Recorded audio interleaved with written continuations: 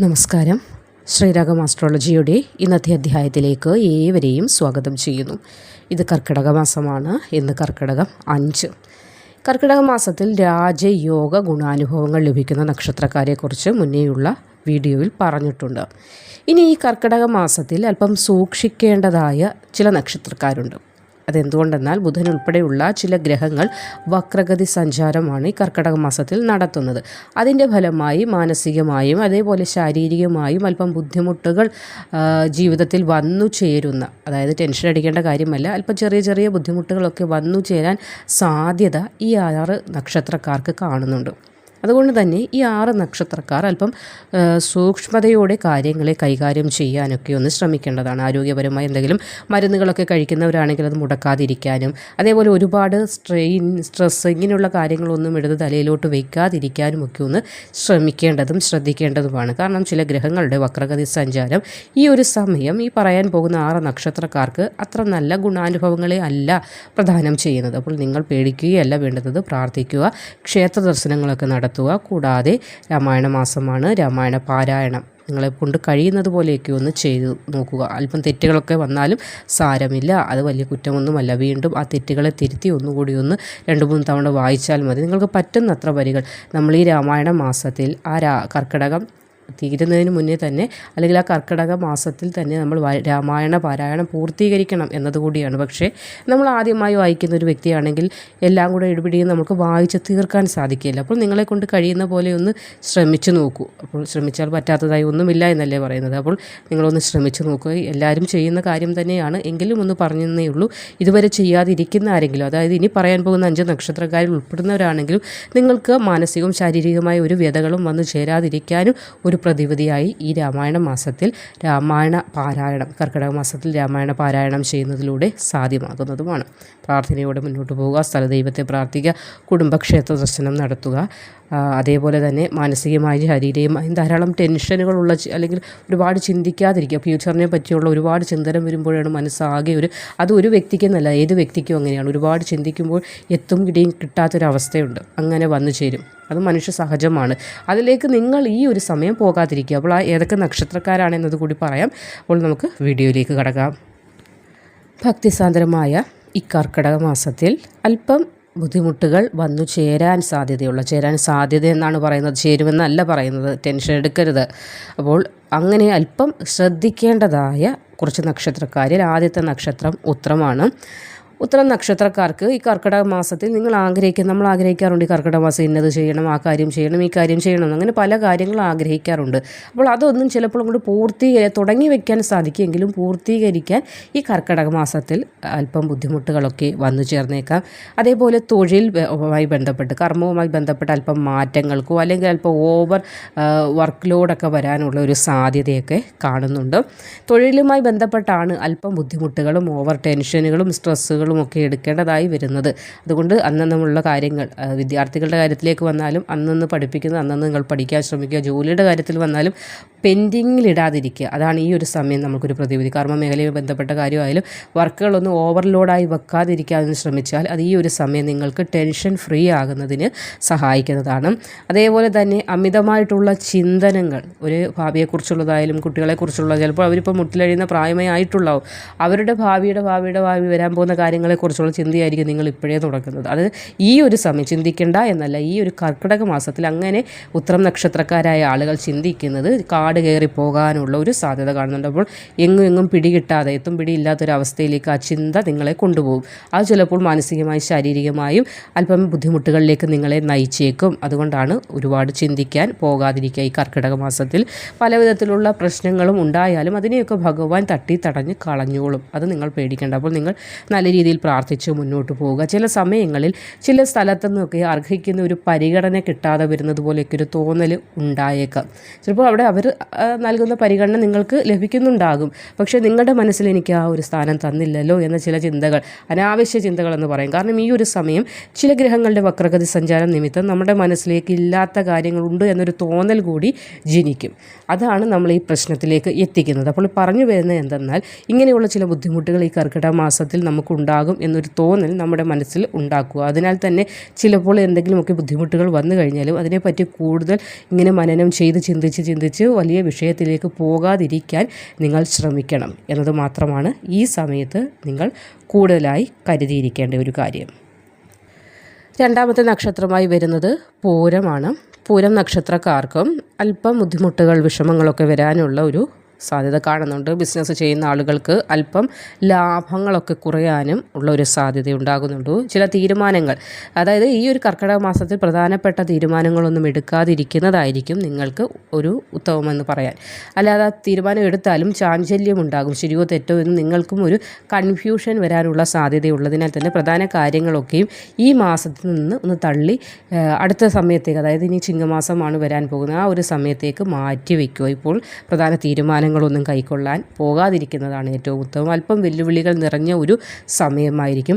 പലപ്പോഴും വെല്ലുവിളി നിറഞ്ഞത് ഏതവസ്ഥയിലാണെന്ന് ചോദിച്ചാൽ ആരോഗ്യപരമായിട്ടുള്ള കാര്യങ്ങളാണ്. ചിലപ്പോൾ ചില ബുദ്ധിമുട്ടുകൾ, ആരോഗ്യ സംബന്ധമായ ചില പ്രശ്നങ്ങളൊക്കെ വന്നു ചേരാൻ സാധ്യത കാണുന്നുണ്ട്. അപ്പോൾ ആരോഗ്യം ശ്രദ്ധിക്കുക, മരുന്നുകൾ കൃത്യമായി കഴിക്കുക, ഭക്ഷണം കൃത്യസമയത്ത് കഴിക്കുക, ഒരു ടൈമിങ് എല്ലാ കാര്യത്തിനും വെക്കാനായിട്ടൊന്ന് ശ്രമിക്കേണ്ടതാണ്. ധനപരമായിട്ടും അല്പം ബുദ്ധിമുട്ടുകൾ, ചിലപ്പോൾ കിട്ടേണ്ടതായ ധനം, ചില പ്രോഫിറ്റുകളൊക്കെ ബിസിനസ്സിൻ്റെ കാര്യത്തിലായാലും അത് നിങ്ങൾ ഉദ്ദേശിക്കുന്ന ഒരു തുക കിട്ടാതിരിക്കാനും ചിലപ്പോൾ അല്പം കാലതാമസങ്ങളൊക്കെ നേരിടാനും ഉള്ളൊരു സാധ്യത ഈ സമയത്ത് ഉണ്ടാകുന്നുണ്ട്. ചില ആളുകളിൽ നിന്ന് അവർ കളവ് പറയുന്ന ഒരു അവസ്ഥ, അതിന് ചിലപ്പോൾ ഇതിന് നമ്മൾ പറയേണ്ട അവസ്ഥ, അത് സത്യമാണെന്ന് നമ്മളുടെ സത്യസന്ധത അവിടെ കാണിക്കേണ്ടതായ അവസ്ഥ, അങ്ങനെയുള്ള ചില ബുദ്ധിമുട്ടുകളൊക്കെ ചിലപ്പോൾ വന്നേക്കാം. മറ്റുള്ളവർ നമ്മളെ പറ്റിക്കുന്നൊരവസ്ഥയെന്ന് പറയില്ലേ, അതേപോലെ ചില പറ്റിക്കലിലൊക്കെ ചെന്ന് ചാടാനുള്ളൊരു സാധ്യതയും ഈ കർക്കിടക മാസത്തിൽ കാണുന്നുണ്ട്. ഈ ഗ്രഹങ്ങളുടെ വക്രഗതി സഞ്ചാരമാണ് ഇതിന് കാരണമായി മാറുന്നത്. അതുകൊണ്ട് ഈ ഒരു സമയങ്ങളിൽ പ്രധാനപ്പെട്ട, അതായത് വസ്തു വാങ്ങുന്നതോ ഒരു കരാറുകളിൽ ഒപ്പിടുന്നതോ ഒക്കെ വളരെയധികം സൂക്ഷ്മതയോടും ശ്രദ്ധയോടും കൂടി ചെയ്യുക. ഈ ഒരു സമയം ചെയ്യാതിരിക്കുക എന്നതാണ് ഏറ്റവും ഉത്തമമായി പറയാനുള്ളത്. അല്ലെങ്കിൽ അതിന് ചിങ്ങമാസമാണ് വരുന്നത്, ആ ഒരു സമയത്തേക്ക് അല്പം സമയം നീട്ടി വയ്ക്കുക എന്നതും ഉത്തമമായ ഒരു പരിഹാരം തന്നെയാണ്. മൂന്നാമത്തെ നക്ഷത്രം പൂയമാണ്. പൂയം നക്ഷത്രക്കാർക്കും ഈ കർക്കിടക മാസം അല്പം ശ്രദ്ധ വളരെയധികം വേണ്ടുന്ന കാര്യമാണ്.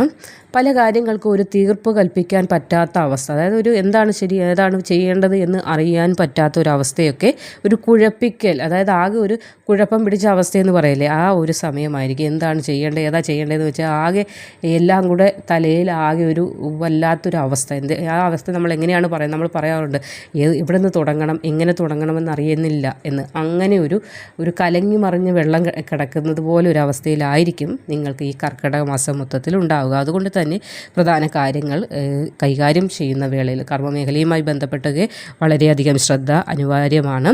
ഇവിടെ രാഹു അല്പം മായിട്ടാണ് നിൽക്കുന്നത്. അതുകൊണ്ടാണ് ഇതാകെ ഒരു പുകമറ പോലെയുള്ള ഒരു സമയമായി നിങ്ങൾക്ക് ഉണ്ടാകുന്നത്. അതുകൊണ്ട് തന്നെ ഏത് കാര്യത്തെയും വളരെ സൂക്ഷ്മതയോടുകൂടി നിങ്ങൾ ഏത് കാര്യം ചെയ്യുമ്പോഴും 3 തവണ ആലോചിച്ചിരുന്നവരാണെങ്കിൽ ഇനി 30 തവണ ആലോചിക്കേണ്ട സമയം കൂടിയാണിത്. ഈ കർക്കിടക മാസം പ്രധാനപ്പെട്ട കാര്യങ്ങൾ തീരുമാനം എടുക്കുമ്പോൾ സ്വന്തം തീരുമാനങ്ങളിൽ ഉറച്ചു നിൽക്കുകയല്ല വേണ്ടുന്നത്. മാതാപിതാക്കളുമായോ അല്ലെ കുടുംബത്തിലുള്ള മറ്റുള്ള അംഗങ്ങളുമായൊക്കെ ഒന്ന് തീരുമാനം എടുത്തതിന് ശേഷം മാത്രമേ ഏത് കാര്യം ഉറപ്പിക്കാൻ പാടുള്ളൂ. വളരെയധികം സൂക്ഷിക്കേണ്ട ഒരു സമയമാണ് പൂയം നക്ഷത്രക്കാർക്ക്. രാഹു അല്പം പ്രതികൂലമായ രീതിയിൽ സഞ്ചരിക്കുന്നുണ്ട്. അത് വളരെയധികം നമ്മൾക്ക് ശ്രദ്ധ കൊടുക്കേണ്ട ഒരു സമയം കൂടിയാണ്. അപ്പോൾ അല്പം ശ്രദ്ധിക്കുക. ഏത് കാര്യം ചെയ്യുമ്പോഴും ഓരോ ദിവസം എഴുന്നേൽക്കുമ്പോഴും ആ ദിവസം രാത്രി കിടക്കുന്നത് വരെയുള്ള ആ സമയവും നിങ്ങളുടെ ഓരോ പ്രവൃത്തി ഈ കർക്കിടക മാസത്തിൽ വളരെയധികം ശ്രദ്ധയോടുകൂടി വേണം എന്നത് ഓർക്കുക. തിരുവാതിരയാണ് അടുത്ത നക്ഷത്രം. തിരുവാതിര നക്ഷത്രക്കാർക്കും അനുകൂലവും അല്പം പ്രതികൂലവുമായ ഒരു സമയമാണ്. എങ്കിലും അനുകൂലമാണ് എന്ന് തന്നെ വേണമെങ്കിൽ പറയാം. എങ്കിലും എന്നാണ് പറയുന്നത്. ചില ബുദ്ധിമുട്ടുകളൊക്കെ വന്നു ചേർന്നേക്കാം. ആരെയും ഈ ഒരു സമയം കണ്ണടച്ച് പൂർണ്ണമായി വിശ്വസിക്കരുത്. പേഴ്സണലായിട്ടുള്ള കാര്യങ്ങൾ ആരുമായി പങ്കുവയ്ക്കരുത്. ധനപരമായുള്ള കാര്യങ്ങളിലും വളരെയധികം സൂക്ഷ്മത ആവശ്യമാണ്. എന്തെങ്കിലും പ്രവൃത്തിയൊക്കെ ചെയ്യുമ്പോൾ പല എതിർപ്പുകളൊക്കെ വന്നു ചേരാനുള്ള സാധ്യത ഈ ഒരു സമയത്തുണ്ടാകുന്നതാണ്. അല്പം പ്രതിസന്ധികൾ, അതായത് ഞാൻ മുൻപേ പറഞ്ഞു കഴിഞ്ഞു, ഗ്രഹങ്ങളുടെ വക്രഗതി സഞ്ചാരം ഈ ഒരു സമയം നിങ്ങളെ ആകെയിട്ട് പ്രതിസന്ധി ഘട്ടത്തിൽ അങ്ങോട്ടും ഇങ്ങോട്ടും ഇട്ട് വലിക്കുന്നു എന്ന് നമ്മൾ പറയാറില്ലേ, അതേപോലെ ഒരു അവസ്ഥയായിരിക്കും. ആയിരിക്കും. അപ്പോൾ ജോലിയൊക്കെ ചെയ്യുമ്പോഴോ അല്ലെങ്കിൽ ഏത് കാര്യം ചെയ്യുമ്പോഴും നല്ല രീതിയിലുള്ള ഒരു കൃത്യത എല്ലാ കാര്യങ്ങൾക്കും പാലിക്കാനായിട്ട് ശ്രമിക്കേണ്ടതാണ്. അല്പം കഷ്ടപ്പാടുകളും വെല്ലുവിളികളും ഒക്കെ വന്നു ചേർന്നേക്കാവുന്ന ഒരു സമയമാണ്, അനുകൂലവുമായ ഒരു സമയമാണ്, അതോടൊപ്പം പ്രതികൂലവുമുണ്ട്. അതായത് നമ്മൾ പറയാറുണ്ട് ഗുണദോഷ സമ്മിശ്രമെന്ന്, അങ്ങനെ ഒരു സമയമാണ്. അപ്പോൾ ഏത് കാര്യത്തിലും ശ്രദ്ധ വേണം. അത് ഈ ഒരു സമയമെന്നല്ല, എപ്പോഴും ഏത് കാര്യങ്ങളിലും ഒരു പേപ്പർ സൈൻ ചെയ്യുമ്പോഴും അങ്ങനെ പല കാര്യങ്ങൾക്കും നമ്മൾ കൃത്യതയോടുകൂടി വായിച്ച് മനസ്സിലാക്കി, നമ്മൾക്ക് മനസ്സിലാക്കാൻ കഴിയുന്നില്ലെങ്കിൽ മറ്റൊരാളുടെ ചോദിച്ച് മനസ്സിലാക്കാനൊക്കെ നമ്മൾ ശ്രമിച്ചിട്ട് വേണം ഏതൊരു കാര്യം, പ്രത്യേകിച്ച് ധനപരമായ കാര്യങ്ങൾ, ഒരു കാര്യങ്ങൾക്ക് ഇറങ്ങി പുറപ്പെടുമ്പോഴും അങ്ങനെ തന്നെയാണ് വേണ്ടുന്നത്. ഇവിടെ കർക്കിടക മാസമാണ്, അറിയാമല്ലോ കർക്കിടക മാസത്തിൻ്റെ ഒരു അവസ്ഥയെന്ന്. നല്ല സമയമുള്ളവരും രാജയോഗം ഉള്ളവരും ഈ കർക്കിടക മാസത്തിലുണ്ട്, എങ്കിലും സൂക്ഷിക്കേണ്ട നക്ഷത്രക്കാരുമുണ്ട്. അപ്പോൾ നല്ലത് പറയുന്നതിനോടൊപ്പം തന്നെ അല്പം സൂക്ഷിക്കേണ്ട നക്ഷത്രക്കാരെക്കുറിച്ചും പറഞ്ഞു തരേണ്ടതായ കടമയുണ്ട്. അപ്പോൾ തിരുവാതിര നക്ഷത്രക്കാരും ഈ കർക്കിടക മാസത്തിൽ സൂക്ഷിക്കേണ്ടത് അനിവാര്യമാണ്.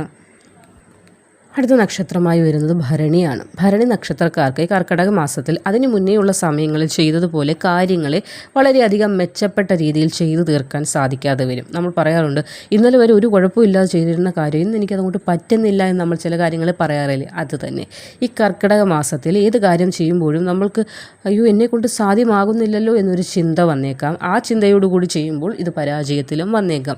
അപ്പോൾ ഈ കർക്കിടക മാസം വളരെയധികം സൂക്ഷിക്കേണ്ടതാണ്. മുതൽ മുടക്കി ചെയ്യുന്നതായ കാര്യങ്ങൾക്കൊന്നും ഈ ഒരു സമയം നിങ്ങൾ തിരഞ്ഞെടുക്കാതിരിക്കുക. അതായത് ധനം കൊടുത്തൊരു വീട് വാങ്ങിക്കാൻ ഉദ്ദേശിക്കുന്നു, അല്ലെങ്കിൽ ഭൂമി വാങ്ങിക്കാൻ ഉദ്ദേശിക്കുന്നു, ചെറിയ ചെറിയ കാര്യങ്ങളല്ല ഉദ്ദേശിക്കുന്നത്, വളരെ വലിയൊരു എമൗണ്ടൊക്കെ കൊടുത്ത് ചില കാര്യങ്ങളൊക്കെ വാങ്ങാൻ നമ്മൾ ആഗ്രഹിക്കുന്നു. അതേപോലെ വാഹനം, അങ്ങനെയുള്ള പല കാര്യങ്ങൾക്കായാലും മുതൽ മുടക്ക് ധാരാളം വരുന്ന കാര്യങ്ങൾക്കൊന്നും ഈ ഒരു സമയം തിരഞ്ഞെടുക്കാതിരിക്കുന്നതാണ് നല്ലത്. കുറച്ച് നാളുകൂടെ കഴിയുമ്പോൾ നമ്മൾ ചിങ്ങമാസത്തിലേക്കാണ് എത്തുന്നത്. വളരെ ദൂരോ ദൈർഘ്യമൊന്നുമില്ല ചിങ്ങത്തിലേക്ക് കടക്കാൻ. അപ്പോൾ അതുവരെ നിങ്ങൾക്കൊന്ന് ക്ഷമിക്കാവുന്നതാണ്.